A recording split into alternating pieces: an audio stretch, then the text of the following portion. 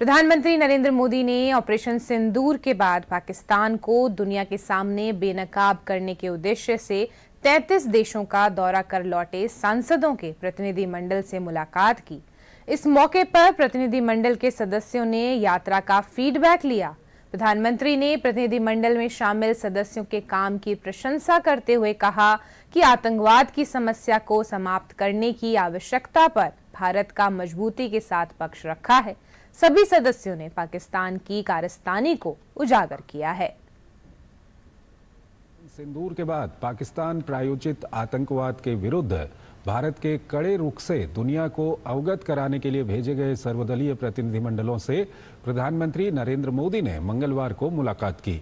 प्रतिनिधिमंडल ने इस दौरान प्रधानमंत्री मोदी के साथ अपने अनुभव साझा किए।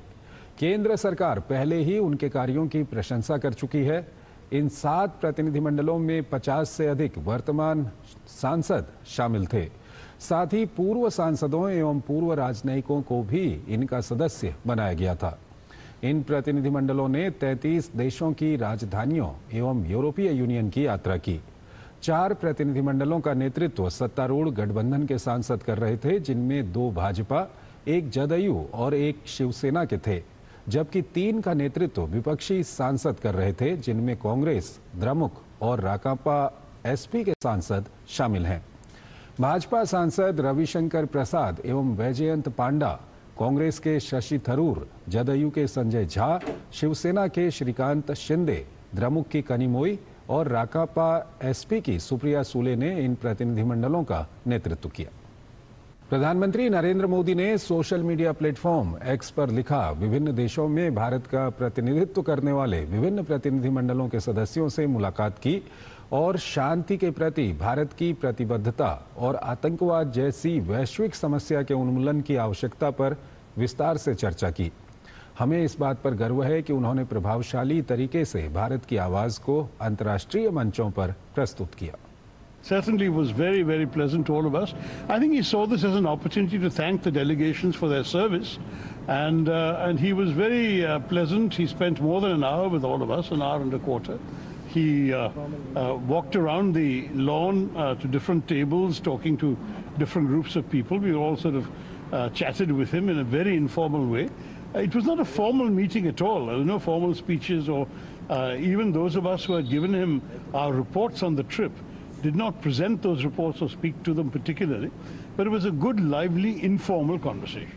अब 7 डेलीगेशन वापस आए हैं और सारे 7 डेलीगेशन के जो भी एमपीज थे उन सबको प्रधानमंत्री जी ने बुलाया था।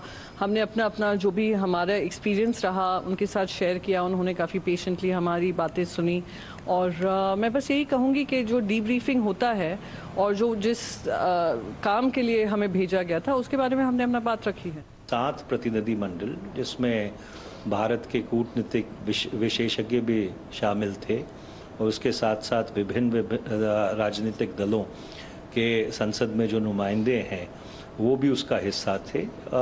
उन्होंने जो अपनी बातचीत में पाया, जो उन्होंने संज्ञान में लिया, वो उन्होंने प्रधानमंत्री को बताया। प्रधानमंत्री ने गौर से सुना। बहुत ही एक इनफॉर्मल डिस्कशन थी और इससे